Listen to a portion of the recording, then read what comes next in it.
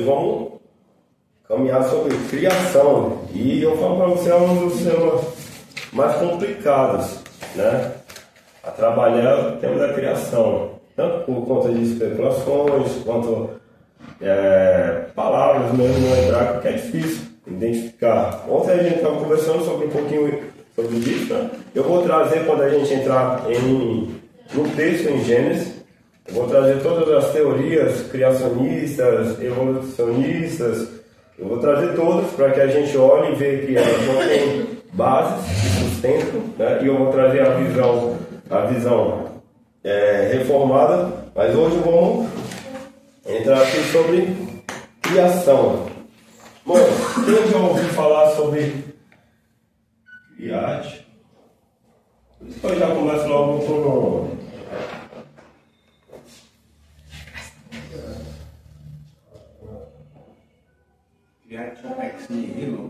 já ouviram falar? Alguém sabe me falar o que significa isso? A definição: Deus, por seu decreto eterno, por sua palavra, criou do nada, né? Então, pelo seu decreto, ele já cria do nada. Os irmãos, em Hebreus capítulo 11, versículo 3, ele vai falar assim: quem estiver com o celular ou quiser abrir na Bíblia aí para ir acompanhando, hoje nós vamos dar uma passeada. Verdadeiramente uma passeada hoje vai ser bastante. Hebreus capítulo 11, versículo 3. E é um tema muito importante, porque todas as escrituras, tanto antigo quanto novo, ela trata sobre a criação e criar do nada, né? Hebreus capítulo 11, versículo 3 fala assim: pela fé entendemos que foi o universo formado pela palavra de Deus, de maneira que o invisível veio a existir das coisas que não aparecem. Em Gênesis capítulo 1, versículo 1, a qual vamos caminhar, né, futuramente, no princípio Deus criou céus e terra. Lá em Salmos, olha só, a gente foi em Gênesis, passeamos agora em Hebreus, vamos lá em Salmos, capítulo 33, versículo 6 ao 9. Quem pode ler aí? Salmos, capítulo 33. 6 ao 9? É. Pela palavra do Senhor foram criados os céus e todo o seu exército, se formou pelo sopro de sua boca. Ele ajunta as águas do mar em montão, e em reservatório encerra os grandes abismos. Tema ao Senhor toda a terra, e todos os habitantes do mundo temam. Porque ele falou e tudo se fez, ordenou e tudo passou a existir. Irmãos, agora em Colossenses capítulo 1, versículo 17, olha o que Paulo fala: ele é antes de todas as coisas e nele tudo subsiste. Colossenses capítulo 1, versículo 17. Então, vamos lá em Hebreus de novo, capítulo 1, versículo 3, olha só o que o autor dos Hebreus fala: o Filho sustenta todas as coisas pela palavra do seu poder. Ele criou e ele sustenta, né? Meus irmãos, a criação existe para a glória de Deus. Tudo que há na criação a gente tem que entender que é a glória de Deus. Mas tudo mesmo, tudo. A respiração do homem, a palavra do homem. Breve catecismo, a gente tem já o começo, ele fala assim: qual é o fim principal do homem? Vocês, como reformados, qual é o fim principal do homem? Glorificar a Deus e ter prazer nele. Exatamente. Você vê que no breve catecismo e no catecismo maior, ele já traz essa ideia. O homem é feito para adorar a Deus. E é interessante a gente entender que quando o homem não adora a Deus, o homem adora alguma coisa. Porque o homem, o ser humano já é um ser religioso. Ele já é inclinado à adoração. Se não é Deus, ele vai substituir. O Vini trouxe algo interessante, a questão dos filhos. Os filhos eu acho que eu acredito que sejam uma das maiores fontes de adoração. Porque pais colocam filhos com prioridade. Tudo que você coloca prioridade é a sua adoração. É onde ele mesmo trouxe a questão do coração. Onde o seu coração está, logo se forma um ídolo. Entende? E é interessante, é muito importante a gente entender sobre essas coisas. Por quê? Porque se eu tenho minha mãe como a maior reverência, eu já estou errado. Eu já estou errado. Por quê? Porque a minha maior referência é o meu Criador. Entende? E eu não estou falando que os pais não sejam a referência. Quando caminham certo, são referências. A gente aprende com eles. Mas isso não pode ser substituído. Temos que lembrar que tudo aquilo que eu substituo Deus, ele já forma um ídolo. Tá claro até aqui? Nada de novo, né? A gente já sabe tudo isso. Eu queria convidar Luiz, abra em Apocalipse capítulo 4, versículo 11. Marina, por favor, abre em Salmos capítulo 19, versículo 1.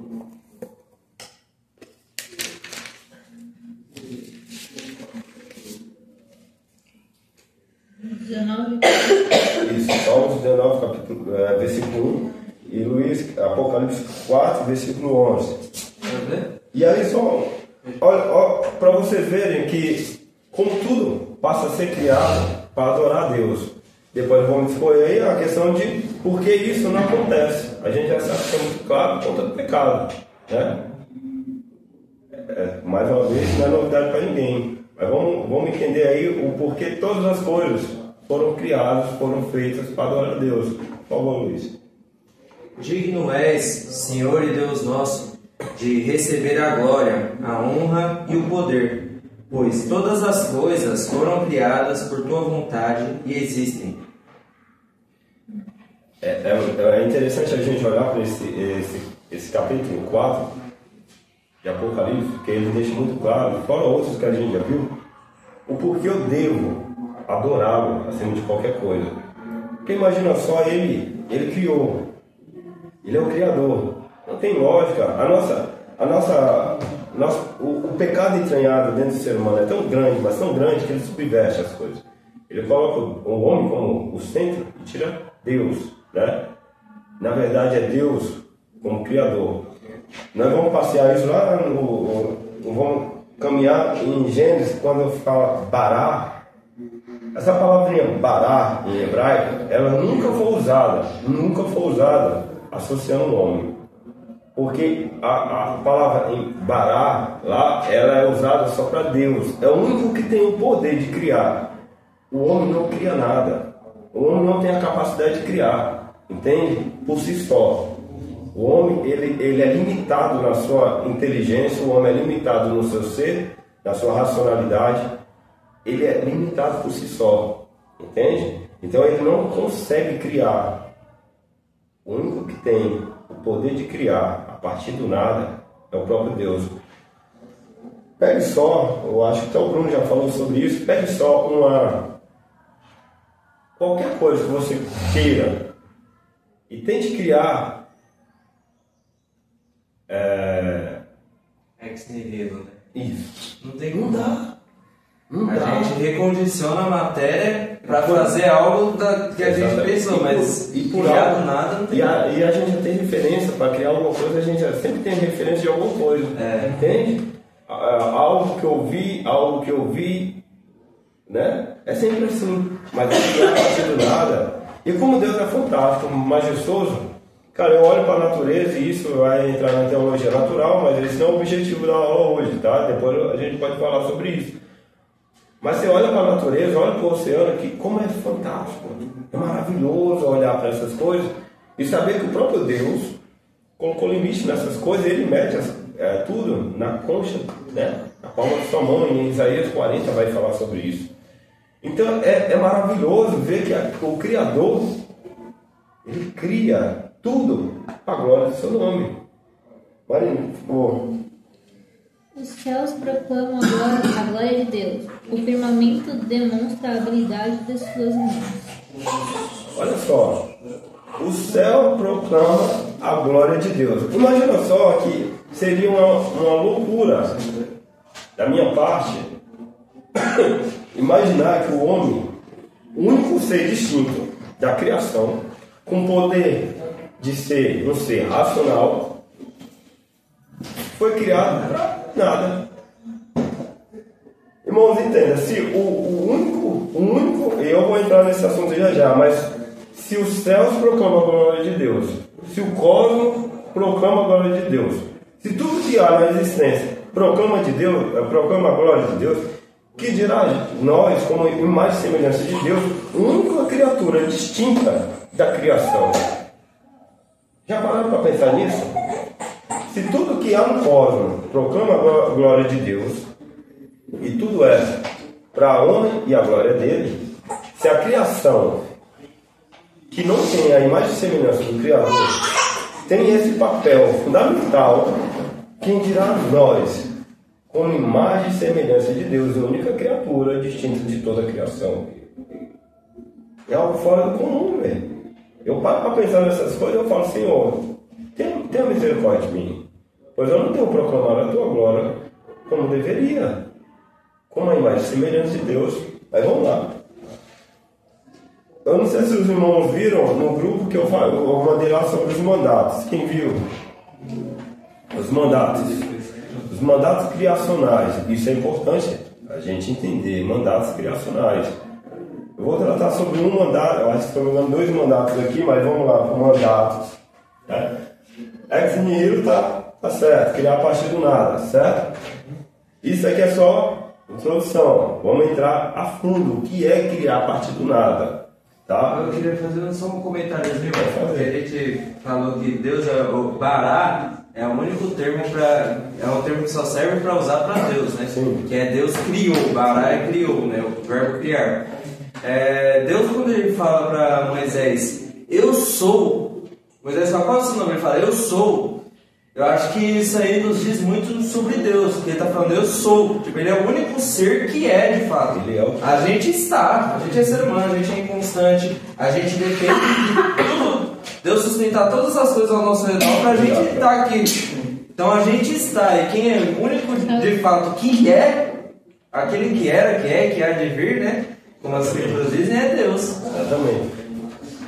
Queria chamar a atenção dos irmãos para olhar aqui, mandatos, certo? Mandatos criacionais.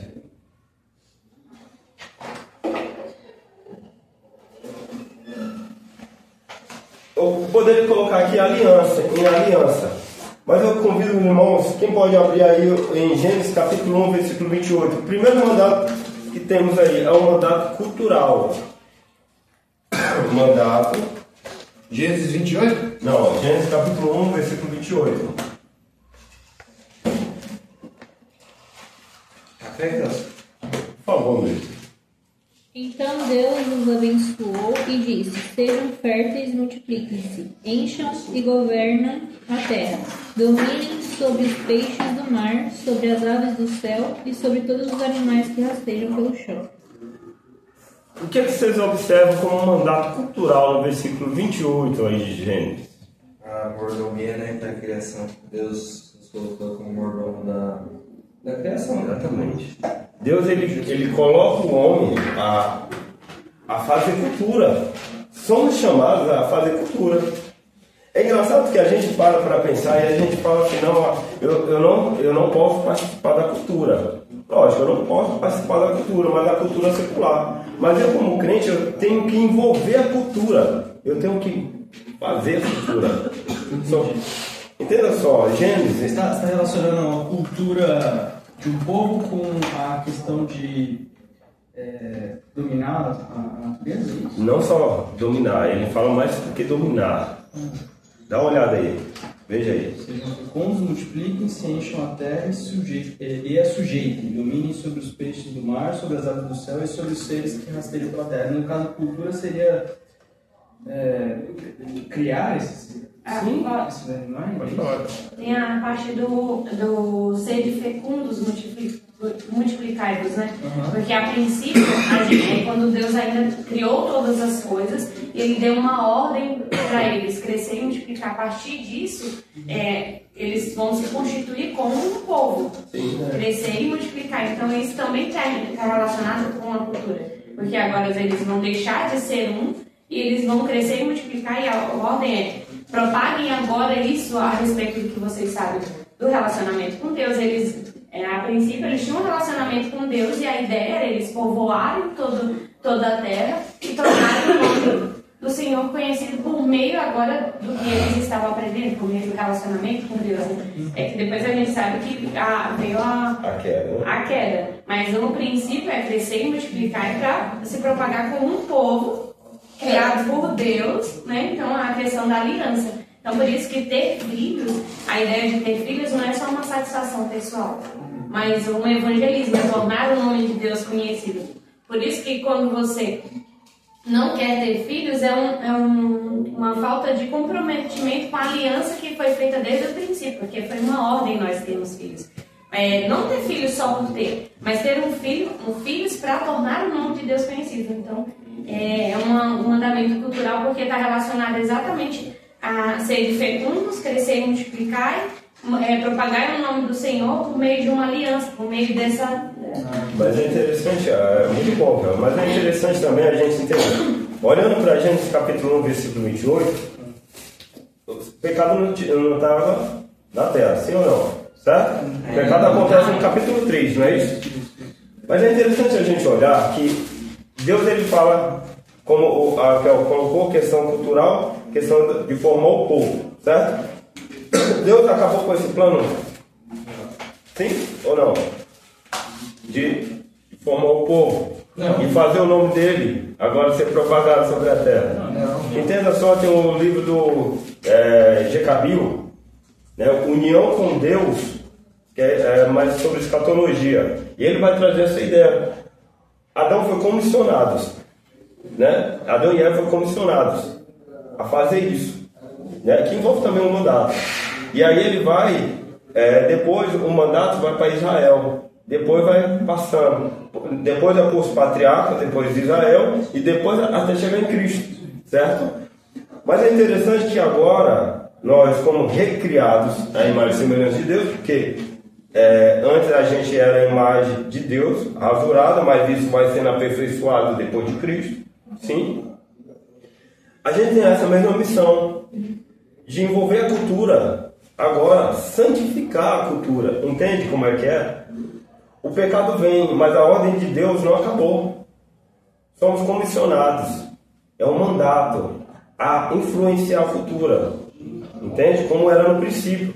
Lembre-se só que a ideia de Deus não é acabar com o cosmos, é refazer o cosmos, é refazer a criação, não é aniquilar, porque a gente entra no aniquilacionismo, e esse não é o objetivo, entende? As escrituras não me permitem isso, certo? A intenção dele é recriar. E agora que nós fomos chamados a ser a imagem e semelhança de Deus em Cristo, recriados, e agora precisamos santificar tanto a nós quanto ao mundo, né? Através de Cristo, pela ordem e a palavra dele, nós também estamos envolvidos nesse mandato. Somos influenciadores de culturas. Aí você fala que mas isso não acontece na prática, isso não dá. Por que dá? A gente pega um exemplo de Genebra. Posso até colocar Genebra como um dos exemplos. Calvino conseguiu influenciar uma cidade, né? A igreja ela tinha bastante poder, né, no meio da sociedade. Exatamente. E ao longo da história também, porque Mas o capitalismo veio dali, as ideias de Calvino. Mas a igreja nunca perdeu seu poder, Vini. O que perdeu o poder foi os crentes envolvidos com o mandato, entende? A igreja sempre foi um meio pela qual Deus usou a santificar a cultura, santificar o povo, a santificar os crentes, santificar a nação, entende? O problema é que os crentes não entenderam o mandato.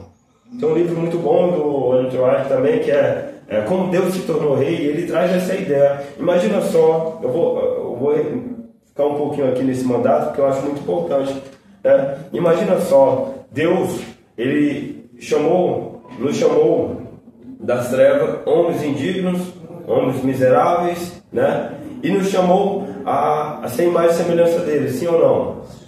Certo? Beleza. Você acha mesmo que Deus, ele nos chama das trevas, né? De uma nação de pecado, como no Salmo, se eu não me engano, Salmo 40, traz, para ser simplesmente crente de domingo? Não. É crente para exercer o mandato cultural. E como é que eu exerço esse mandato cultural? Qual o Gênesis está pedindo que eu seja influenciador de culturas no trabalho, a das escolas, famílias. A gente tem um campo fértil. E entenda, a igreja tem que ser envolvida com o evangelismo. Ela tem que ser, é uma ordem, influenciar, é um mandato de influenciar a cultura, certo? Mas entenda só que a gente tem um campo muito fértil, dentro da família, dentro das escolas, dentro do trabalho, dentro do meio, né, de amigos. A gente tem um campo muito fértil, ao qual devemos influenciar. E devemos exercer esse mandato cultural de influenciar a cultura, né? Desculpe. Mas ele não pede que tire os discípulos do mundo. Não é isso? É. Mas ele pede que faça o quê? Nos guarde do mal. Guarde do mal. E ele pede que faça o quê? Que sejamos o quê? Sal. Mas ele pede que sejamos luz. Certo? E como que eu vou ser sal e luz no mundo tenebroso, ao qual também as Escrituras se referem?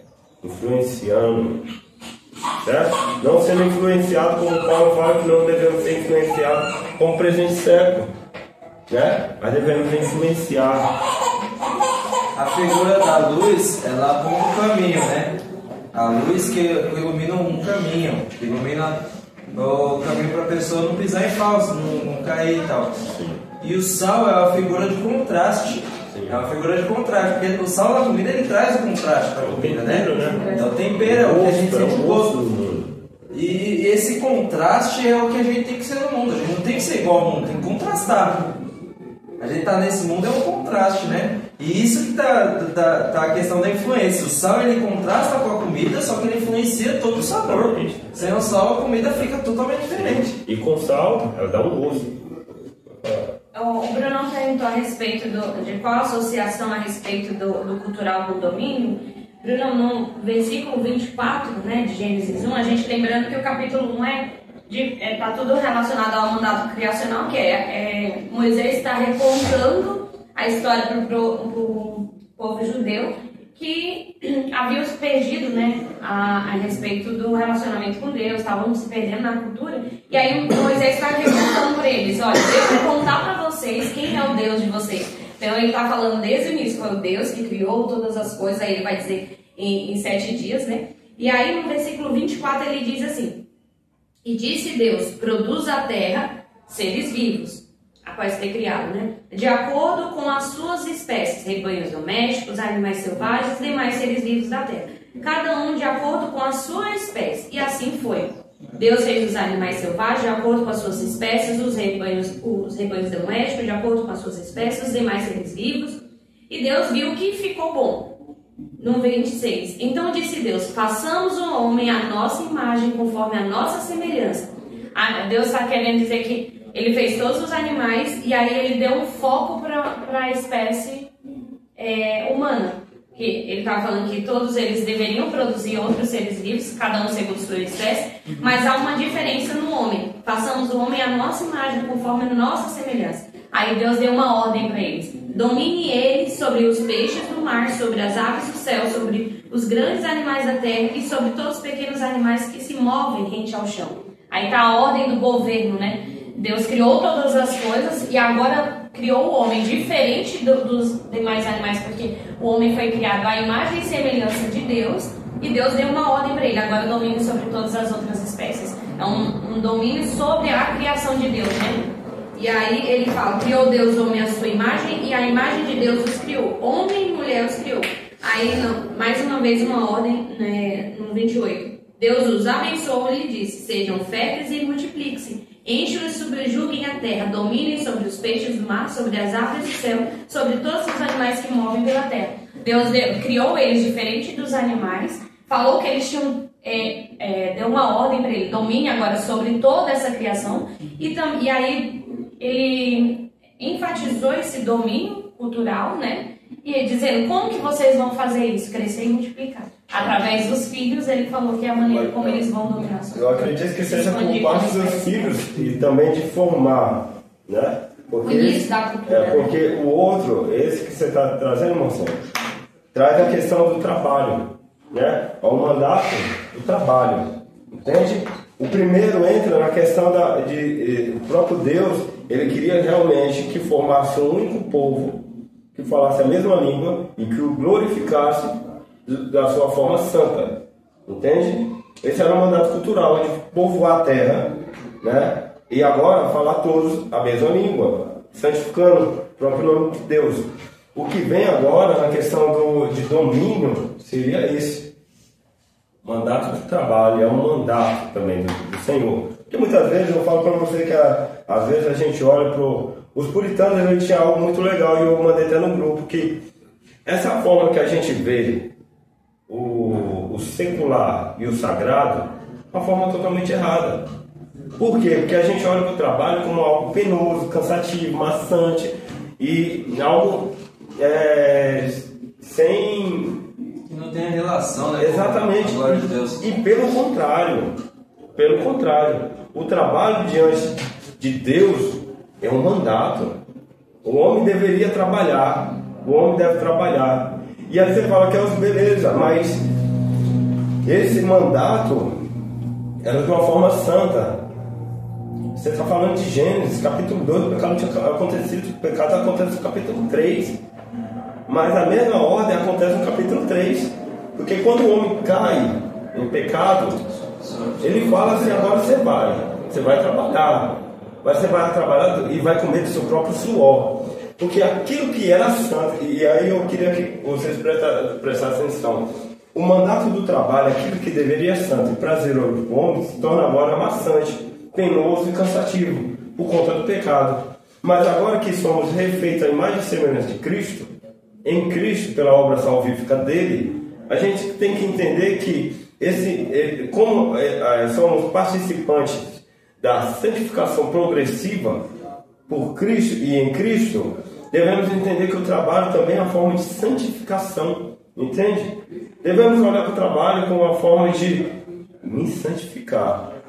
E você fala que é possível me santificar no trabalho? Sim, porque eu exerço 2 mandatos no trabalho: mandato cultural, mandato de trabalho. No trabalho eu consigo influenciar, eu consigo mudar a cultura. Esse do trabalho só... o trabalho também é conhecido como social, né? Não, o social é depois, mas entra também no social. E é muito bom, porque a gente coloca 3 mandatos. Aqui eu estou abordando 3, né? Vou abordar os 3, mas vou da forma mais acadêmica. Aqui é a forma mais fácil da gente entender. Porque se você falar que mas não é os 3 diferentes, os 3 estão no grupo que eu mandei, e ali você vai abordar a forma acadêmica mesmo, entende? E não se limita só naqueles trechinhos, vai muito além. Isso aqui, meus irmãos, é uma aula introdutória, tá? Uma aula introdutória. E o foco, eu não vou entrar nesses pontos agora, isso aqui vai entrar em Gênesis, quando a gente vai em antropologia, radiologia. É muita coisa envolvida. A aula aqui está sendo introdutória, só para que a gente olhe, entenda um pouco mais, se aprofunde depois mais, tá? Isso não estou me aprofundando, é só para que a gente entenda tudo que está entrando, que vai entrar em Gênesis, tá bom? Já? Não, era isso que eu ia perguntar, se o mandato do trabalho era o mesmo do mandato social, que Ele chega, né? Pode falar. Não, era isso mesmo a minha dúvida, se o segundo mandato era o mesmo do social, que é, no caso, que é você formar família e viver em comunidade, né? Era a minha dúvida mesmo. Quem está com o grupo aberto, abre o grupo aí, olha lá o mandato social, por favor. Chamado para a família, o casamento e a comunidade. O homem e a mulher foram feitos para viver em aliança, multiplicar-se e ordenar a vida em amor e justiça. Esse é o mandato social. No meio reformado, a gente entende que o mandato social envolve questão matrimonial, entende? Lógico, isso não se limita ao matrimônio, mas no meio reformado a gente entende que é voltado ao matrimônio, né? Casamento, filhos, tudo mais. Por isso que eu coloquei aqui o mandato cultural e o mandato do trabalho, tá? Por isso que eu não abordei esse. Tá tudo certo até aqui ou alguém tem alguma dúvida? Eu queria que os irmãos, se não tivesse dúvida, abram aí e leiam Gênesis capítulo 2, versículo 15.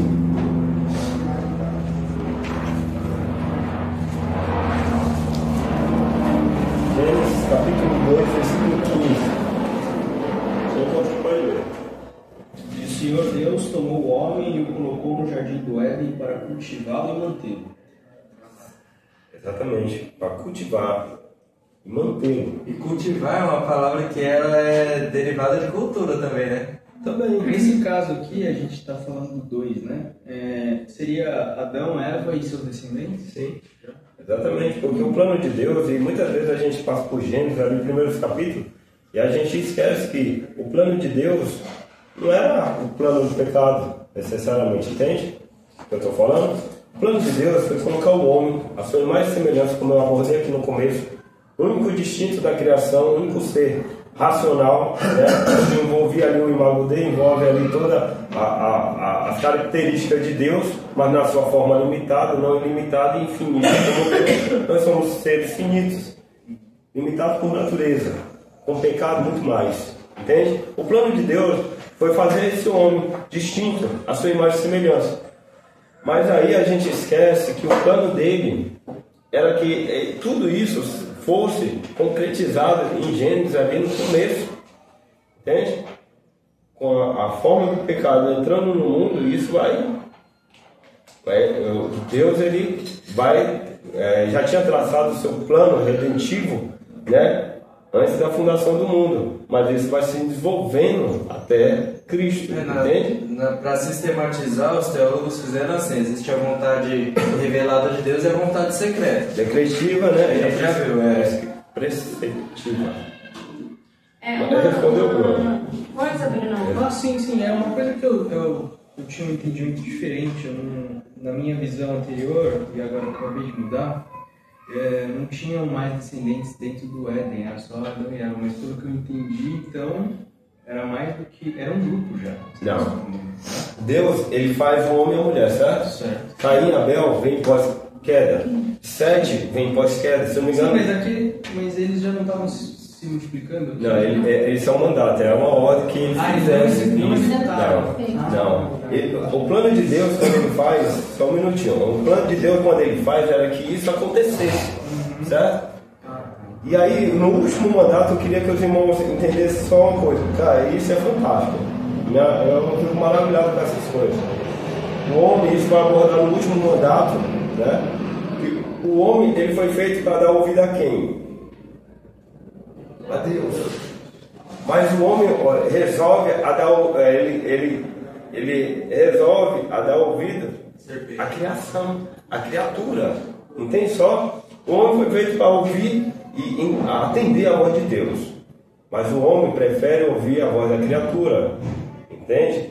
Irmãos, isso é muito importante, porque até no dia de hoje, a gente prefere ouvir a voz da criação e da criatura do que ouvir a voz do Criador. A gente prefere ouvir voz de teólogos do que a gente ouvir a voz do Criador nas Escrituras.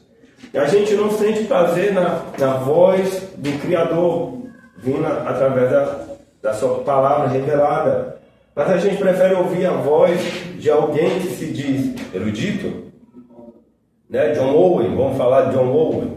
A gente olha e fala: meu Deus, que maravilha, né? Que lindo. Príncipe dos puritanos. Exatamente. Spurgeon, meu Deus. Spurgeon, príncipe dos pregadores, né? Exatamente, meu Deus. Eu não estou falando que é ruim, é maravilhoso ouvir e ver, né, os escritos desses homens. Mas a gente não tem mesma sede de ouvir a palavra revelada vindo do próprio Criador. Entende como é que é? É necessário que a gente volte ao mandato, né? Esses mandatos. Inverta essa prioridade, né? Exatamente. Que a gente venha entender que eu fui criado para ouvir a voz do único, soberano e eterno, exaltado sobre a criação. É o meu Deus. Eu fui criado para isso. É um mandato que eu ouço a voz do Criador, que eu influencio através da cultura, através do trabalho também. Mas eu perguntar, ficou claro a questão da cultura? De maneira, eu volto a falar, é uma maneira introdutória, tá? Introdutória. Depois a gente pode abrir uma digressão e entrar a fundo, e tem muito material nisso aqui, é muito mesmo, é infinito. Eu mandei para vocês no grupo da UMP sobre a aula do Herbert Campos, né? O Herbert Campos, ele tem se eu não me engano, 6 aulas, que ele vai tratar só sobre os mandatos. Fantástica aula. Eu recomendo que vocês vejam lá. E eu queria entrar sobre o mandato agora do descanso. Mandato. Manto mesmo. Descanso. Esse é o espiritual? Hã? Esse é o espiritual? É. Gênesis capítulo 2, versículo 3, por favor. Quem encontrar, leia aí pra mim. E, vamos fazer assim. Gustavo, leia aí pra mim. Gênesis capítulo 2, versículo 2 e 3. Vini, leia aí pra mim Êxodo capítulo 20, versículo 11. E aí a gente... Vai. Gênesis 2:3, certo? Isso. E havendo Deus acabado no dia 7º a obra que fizera, descansou no 7º dia de toda a sua obra que tinha feito. E abençoou Deus o dia 7º. Abençoou Deus o dia 7º e o santificou, porque nele descansou de toda a sua obra que Deus criara e fizera. Certo. Vini. Êxodo capítulo 20, versículo 11. Porque em 6 dias fez o Senhor os céus e a terra, o mar e tudo que neles há, e ao 7º dia descansou. Por isso o Senhor abençoou o dia de sábado e o santificou. Meus irmãos, porque é necessário que a gente entenda verdadeiramente o descanso, o 7º dia, no caso nosso, no domingo. Porque é necessário que eu me desprenda de qualquer atividade, de qualquer coisa que não seja descanso espiritual, descanso no Senhor, o descanso na majestade dele. Por que é tão necessário? Porque é um mandato. Exatamente. Aí ele dá uma ordem, mesmo se ele não tivesse dado um exemplo, ele deu uma ordem. Se ele tivesse dado uma ordem, como é uma ordem, devemos. E é uma bênção, né? Porque Deus o abençoou e o santificou. Exatamente. Vocês entendem como faz toda a diferença entender os mandatos? Olhar para os mandatos como uma ordem divina. Mandato é uma ordem divina a qual eu devo seguir. Eu acho que quando eu olho para esse versículo, eu sempre fico com aquela coisa, né? Mas Deus descansar, porque Deus não é homem como a gente, né? A gente cansa, Deus não se cansa. Mas eu vejo que o descansar aí tem muito a ver com a contemplação. Deus fez a criação e agora estava contemplando o que Ele criou, né? Exatamente. Muito bom, Luiz. E como que eu contemplo, né, toda a criação de uma forma santa? Entende? E aí que a gente cai no dia do Senhor, né? Que a gente presta um culto a Deus. Isso aí é uma prestação de serviço, só que não é uma prestação de serviço, é um trabalho penoso, é uma prestação de serviço que a gente está também ao mesmo tempo contemplando e recebendo da dádiva de Deus. Eu contemplo de uma forma santa quando eu contemplo acima da obra e acima do descanso o próprio Criador. A forma mais santa de contemplar, de descansar. Como é maravilhoso, meus irmãos, descansar nos braços, que é aquele que tem o deleite realmente do descanso, aquele que pode e que eu posso descansar nele e sentir o bálsamo que entra dentro das minhas entranhas e faz com que eu sinta paz. Como é maravilhoso! Como é maravilhoso estar diante da presença do Senhor e saber que eu posso agora descansar, porque eu tenho o meu descanso, e um descanso eterno. É maravilhoso saber disso. E é necessário que eu entenda para que eu venha contemplar, para que eu venha adorar, para que eu venha influenciar, para que eu venha trabalhar. Resolve também no mandato espiritual. Se eu não entender nenhum dos mandatos, e se eu não entender um, consequentemente, eu não vou entender o resto. Não tem separação. Um vai acarretando no outro. Entende?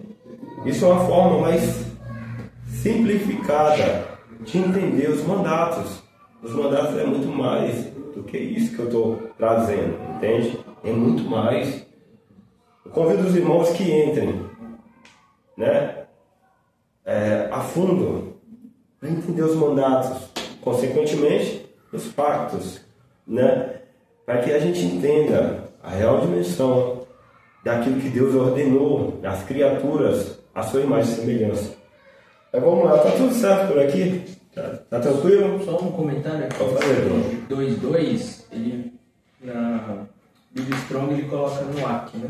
Como sendo a ação de descansar, né? Ele coloca aqui, traduzido como descansou, denota uma pausa ou cessação de atividades. Isso não implica cansaço, mas uma escolha deliberada de Deus para estabelecer um tempo de descanso. Maravilha, eu te agradeço, obrigado pelo seu comentário, porque eu estava esquecendo que lá a palavra beri, né, no hebraico significa romper.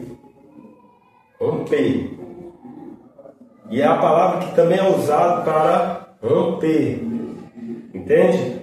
E o que isso traz para mim? Porque no 7º dia eu devo romper com todas as atividades e agora entrar no descanso. Entende? Como é interessante a gente entender. Irmãos, quando eu ouvi essa palavra, berit, né? Eu tenho que olhar e falar, rompeu. Os pactos, a gente vamos entrar, vamos ver que vai ter muito, em todos os pactos, quase todos vai ter berit. Romper, devo romper, né? Com os trabalhos de agora descansar no Senhor. E quando eu falo dos pactos, não é que rompeu pelo próprio Deus, rompeu pelos próprios, né, próprio homem. Deus é um Deus de aliança, como vimos ontem no casamento, e Ele é fiel à sua aliança, não condicionada à aliança do homem, mas condicionada à sua própria aliança, à sua própria palavra, à sua própria fidelidade, não à fidelidade do homem, que é falha, né, e consequentemente corrupta. Não, entende? É muito bom, obrigado, Bruno. Agora, tá tudo certo até aí, né? Deixa eu falar. Lembrando que a gente ainda está em Gênesis 1. Então, essas coisas foi no princípio, quando Deus estava criando todas as coisas, né? Moisés estava recontando o princípio, o início de todas as coisas. Ele já apresenta Deus como criador de todas as coisas, aquele que criou os luminares, os animais, os peixes do mar. Então ele vai recontando para eles exatamente o que eles estavam perdendo a referência de quem era Deus. Então Moisés estava recontando. Então até Gênesis 3:15 ainda não havia influência do pecado. Era desde o princípio, por exemplo, como o Kelso falou, o mandato do trabalho, o mandato da criação. Deus criou todas as coisas, agora vocês ainda não tinham os filhos de Adão e Eva, né? Criou o homem, a mulher. Então Deus estava falando, olha, eu criei vocês para isso, para vocês governarem sobre todas as coisas, vocês cuidam, porque no início tudo era um jardim, então vocês vão cuidar do meu jardim, vocês vão ser o mordomo disso daqui, vocês serão o meu jardineiro, vocês têm algo distinto da criação, vocês possuem a minha imagem e semelhança, então há algo, uma certa divindade em vocês que é diferente das demais. E aí então ele vai falar a respeito do trabalho. Vocês agora, como minha imagem e semelhança, como mordomo dessa criação, de tudo que eu fiz, vocês agora vão cultivar isso.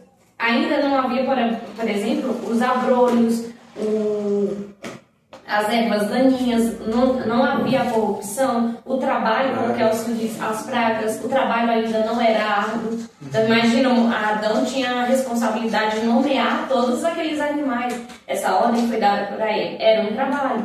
Então não tinha ainda esse peso, o trabalho era algo natural. E aí eu imagino que ela vai chegar lá em Gênesis 3:15, que foi quando o pecado entrou no mundo, é que esse trabalho começa a ser árduo, começa a ser pesaroso pra gente, né? E aí ele mencionou Jesus Cristo, e realmente é só quando a gente entende que desde o início nós fomos criados para o trabalho, desde o início nós fomos criados para cuidar da criação, por exemplo, isso daí já deve transformar, por exemplo, eu não jogar chiclete na rua, porque eu lembro que desde o início, desde Gênesis 1, Deus mandou eu cuidar do jardim. A terra, apesar de ter crescido, né, ter mudado, eu ainda tenho essa responsabilidade, porque o Deus de Gênesis 1 continua sendo o mesmo Deus. Por que os filhos, né, da aliança entendem que agora precisam ter filhos? e que não é só ter filhos, porque está lá nos mandatos criacionais que eu deveria ter filhos para tornar o nome de Deus conhecido. E aí, por que o trabalho eu começo a redimir? Isso mudou a minha vida. Por exemplo, para os homens, naturalmente, né? Os homens, as mulheres assumem a responsabilidade dos homens, cuidando dos filhos e cuidando da casa e trabalhando fora.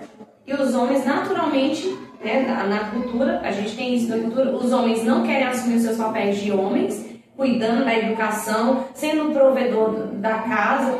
E o trabalho para o homem se torna até mais pesaroso do que para a mulher, porque a ordem foi dada para ele. Então a resistência é contra Deus, é contra o pecado, resiste à ordem de Deus. Então naturalmente a gente vê a disfunção nos lares, porque depois do pecado, todas essas ordens criacionais que Deus colocou desde o início, o pecado cria uma resistência. E quanto mais a ordem é direta, maior a resistência. Porque para a mulher é muito mais difícil ela se submeter do que trabalhar fora, cuidar do filho, cuidar de casa, trabalhar na igreja. Porque ela não está resistindo. Ela está resistindo à ordem desde o início, que foi a ordem de Deus. Eu não entrei em Gênesis, tá? Não estou em Gênesis. Não estou em Gênesis. Como falei, isso é introdutório. Eu estou usando Gênesis como base para que a gente venha entender. Não estou em Gênesis. Eu ainda vou entrar. Irmão, eu acho que não vai ser nem esse mês nem no próximo que vamos entrar em Gênesis, tá? Isso é um prelúdio, né? Isso aqui é só uma introdução, é só introdução. Beleza? Então tá tudo certo. Está sendo formada uma cosmovisão para a gente começar. Muito bom, isso mesmo. Tá. Mas vamos lá, tá tudo certo aí? Tudo certo. Entenderam? Eu acho da hora já o título do livro do Palmer Robertson, que ele falou, o Cristo dos Pactos, né? Está mostrando que todos os pactos são sobre Cristo, né? Ele é o Cristo dos pactos. Esse livro é muito bom também. E aí? Quem já ouviu isso aqui? Quem? Bereshit. Já? Já ouviram? Bereshit bara Elohim. Aonde que eu encontro isso? No princípio. Gênesis capítulo 1, versículo 1. Né? No princípio Deus criou céus e terra. Meus irmãos, e aí a gente entra aqui. No início, aqui no caso, no início não tem tempo, né? E da história criada é distinta do Criador. Porque é interessante também eu entender a questão do Bereshit. Eu já falei isso, mas eu vou repetir. Entenda só que Moisés, ele era um homem versado na cultura, certo? Egípcia. Foi preservado pelo próprio Deus, e tanto na cultura dos israelitas, hebreus, certo? Entenda só que agora ele apresenta para a gente entender o Deus que criou no princípio, né? Lembre só que os deuses antigamente não poderiam ser estudados, eu já falei, não poderiam ser estudados, era uma afronta aos deuses. E agora Moisés está falando, no princípio Deus, o único Deus, criou céus e terra. É porque acho que foi você mesmo que trouxe, falou que lá nos deuses não tinha um Deus que criou, né? As coisas, era só tipo Deus Sol, Deus... Exatamente. E o homem não poderia, por hipótese nenhuma, investigar a criação. Entende? Só que agora Moisés apresenta esse Deus no princípio, né? Ele criou, por quê? Porque agora o homem pode investigar a criação. E o nosso Deus, ele é distinto da criação. Ele não é consubstanciado à criação. Ele é a parte da criação. O Deus todo criador não é igual aos deuses pagãos, que é afrontado pelo homem estudar a criação. Mais uma vez eu volto a falar que a ciência moderna só existe graças ao cristianismo, né? Porque através do cristianismo o homem pôde estudar tudo que há na criação. E sem medo nenhum. Ele pode ir e se aprofundar e não tem problema nenhum. Porque o Deus é distinto da criação. Ele não é envolvido. Ele não é parte, né? Basicamente, ele é envolvido, mas não da forma que eles viam. Consubstanciado com a criação. Entende? Na verdade, acho que ele nem pode. Acho que Deus quer que nós façamos. Ele quer, ele se revelou. Porque Ele mostra. exatamente, porque o que a gente pode é porque ele se revelou. Muito bom. E agora, mais uma vez, está tudo certo, Bereshit, no princípio, mostrando que Deus, ele ele existia antes mesmo da criação, era fora da criação, né? Ele é atemporal, né? Não se limita ao tempo. Entenda só mais uma vez, eu acho que não sei se o Gustavo estava aqui, imagina só que a gente, nessa nossa ideia platônica de falar do céu, olhar para Deus como se Deus habitasse no céu. As escrituras falam do céu, está errado. Mas pensa só, Deus, ele criou tudo. Existia céu, mas Deus... Não. Onde ele ficava? Onde que ele ficava, já que o céu não existia? Esse é um ponto que eu fico louco. Figura de linguagem. Linguagem de acomodação. Entende? Muitas vezes fala de Deus, por exemplo, assentado no trono dos céus para mostrar como Deus é altíssimo, como ele está sobre todas as coisas, né? A figura de linguagem, linguagem de acomodação, para que a gente venha entender, para ficar uma compreensão mais fácil, entende? Por isso que muitas vezes é usado esse termo, não que ele se limita, né? Como muitas vezes a gente pensa que ele se limita e que ele está... Quando a gente vai estudar, por exemplo, sobre características da natureza de Deus, a onipresença de Deus. Deus está presente em todas as coisas. Nele foram criadas todas as coisas. Só que é diferente do panteísmo pagão, que Deus é todas as coisas, né? Aquela flor ali é Deus, não. Deus, aquilo foi criado nele, né? Mas não é Deus. Muito bom, Luiz, porque essa era a ideia panteísta daquele tempo, entende? A qual Moisés estava indo lá, através do próprio Deus, comissionado por Deus, a falar de quem era o Deus único, a qual eles conheciam, né? E Bará, eu falei, Bará. Bará, você lembra? Você lembra, Marina? Bará? Não é Bará que eu vou, né? Bará, meus irmãos, é o verbo criar, exclusivo a Deus. Bará, verbo criar, a partir do nada. É o único. Esse verbo só é colocado para Deus. Como eu falei, o homem não tem capacidade. Beleza? Está tudo certo também. Questão de Bará, né? Vamos. Elohim. Senhor. Mas é engraçado que Deus. Exatamente. E outra também, naquela cultura, Elohim não tinha essa ideia de Deus, nosso Deus, Yahvé. Não tinha essa. É interessante, a gente não para pensar. Elohim era deuses. Não era usado só para Deus, nosso Deus, o único. Era deuses. Certo? E por que agora tem a ideia de Bereshit bara Elohim? Sendo que Moisés estava ensinando monoteísmo. E aí, alguém pode responder? Eu Na diria ponta que da verdade, né? O Luiz trouxe um ponto muito importante. Aqui, Elohim estava preservando, né, essa ideia do monoteísmo. O monoteísmo do único Deus, trazendo no princípio. Lembre só, eu nunca posso pegar essas aqui e trazer elas de forma separada. Não faz sentido quando é junta. Certo? No princípio, Bereshit bara Elohim. No princípio, Deus criou céus e terra. Entende? No princípio, o único Deus, trazendo a ideia da Trindade, que também ele vai trazer a ideia da Trindade, que nos primeiros versículos ali ele já vai trazer a ideia, né? Ele fala do Espírito pairar, sobre a né? Ele vai trazer a ideia do façamos no plural, e ele traz a ideia de Elohim também. Entende? Moisés está mostrando aquela cultura que existia um único Deus, a qual criou céus e terra. Que era três. Entende? Eu não posso pegar isso aqui de maneira isolada. Eu tenho que pegar ela juntas para fazer sentido. Então, eu acho que assim, a gente tem uma definição trinitária de Deus pós, né, igreja primitiva, pós-apostólica até, sistematicamente falando. A pergunta que fica os judeus tinham alguma ideia de trindade? Porque Moisés ele está pegando, o que é o contexto? Moisés está mostrando para aquele povo certo? Voltar às raízes. Então está falando assim, ó, o que a gente aprendeu com os nossos pais? Que no princípio Deus criou. Só que esse Deus é Elohim, é plural, por quê? Então, só que no hebraico aqui, a ideia também, a ideia no hebraico está falando do Todo-Poderoso. Entende? No princípio,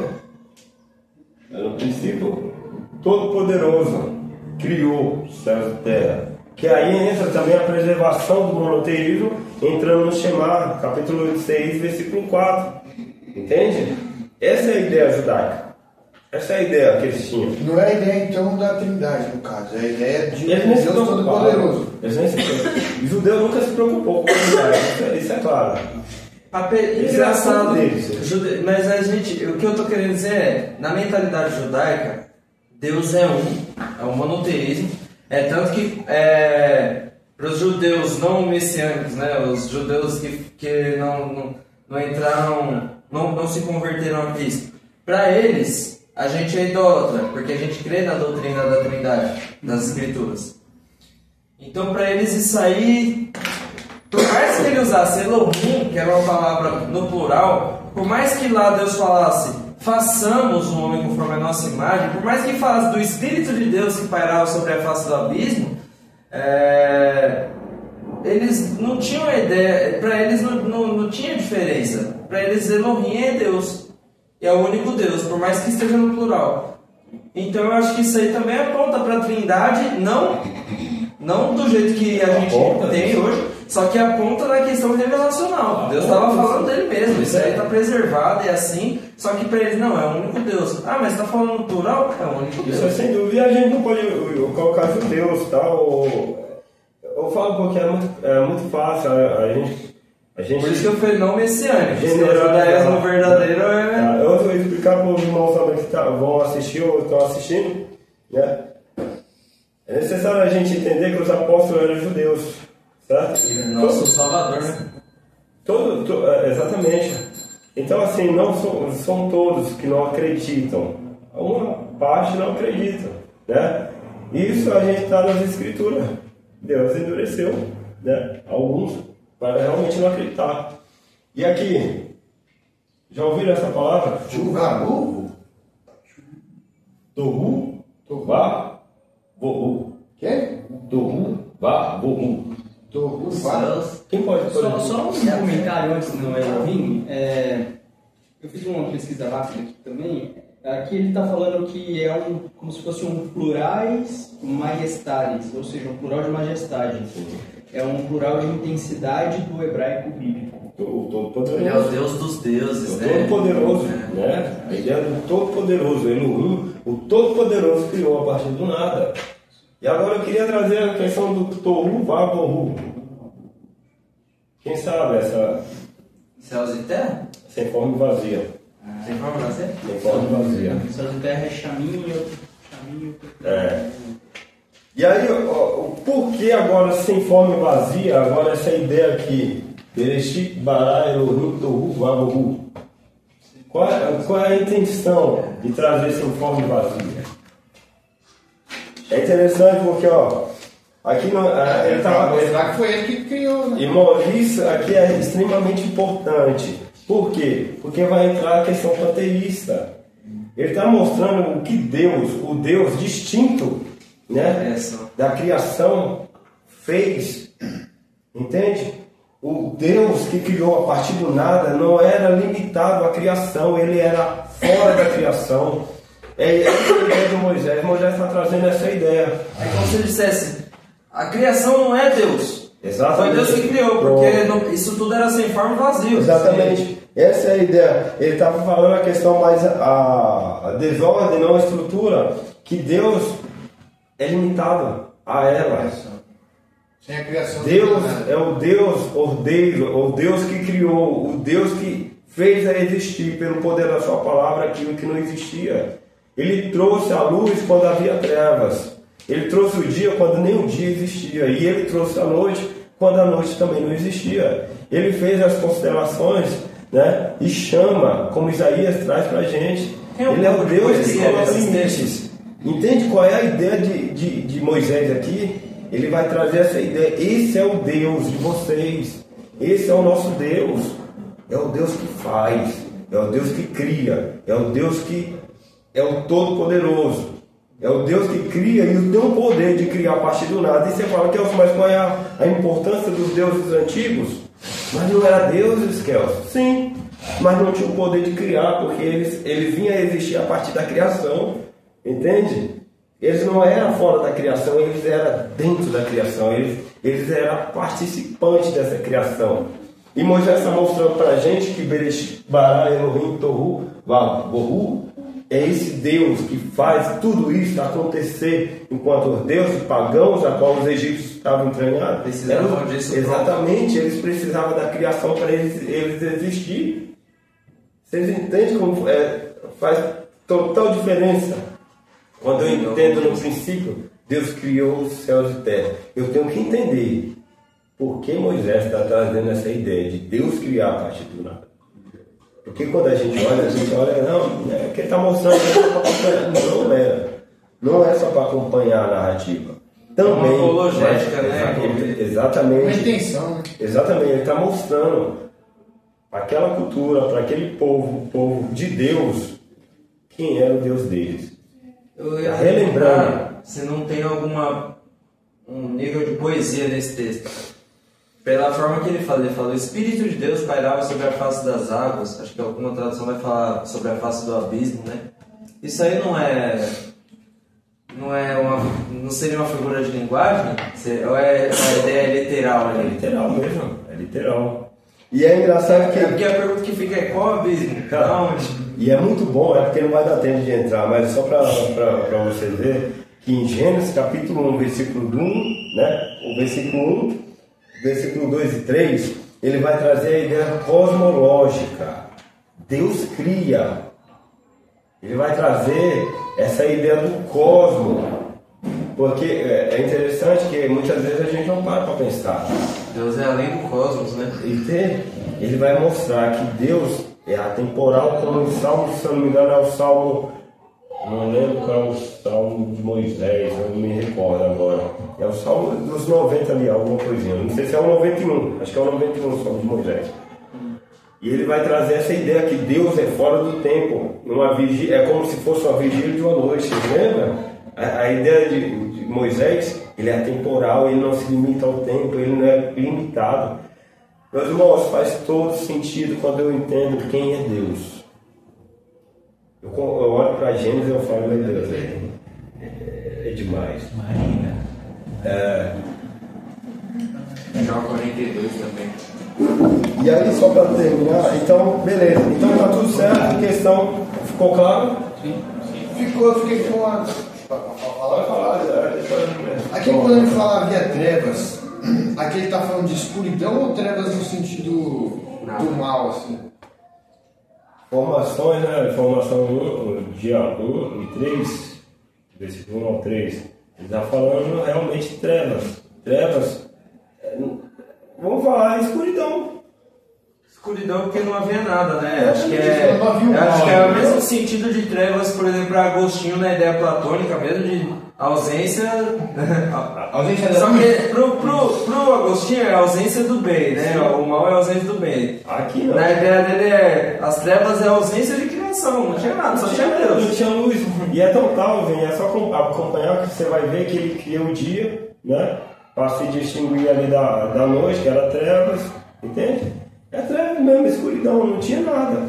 E eu acho muito interessante, só para a gente finalizar, acabar, eu falo que eu fiquei maravilhado esses dias eu lendo Gênesis. Você olha que a narrativa parece que Deus está falando, e ele vai falando que a terra sem forma e vazia, mas você vê claramente que parece que o grande artista do mundo é o Espírito Santo. É o grande artista do mundo, é o Espírito Santo. Você fala por quê? Porque lembra que o Espírito de Deus pairava sobre as águas. Nos outros versículos, eu convido os irmãos a olhar. Nos outros versículos, Deus começa a dar ordem. E haja, e faça, e as coisas começam a acontecer. É o grande arquiteto do universo. Exatamente. É uma impressão que eu tenho. Isso é a minha ideia, tá? É o que eu vejo. Se vocês olhar, Deus, quando ele vai começar, é o Espírito que parece que vai investigando, olhando sobre tudo que há, e depois fala para ele. precisa disso, disso. Fazer isso aqui vai ficar Isso bom. aí.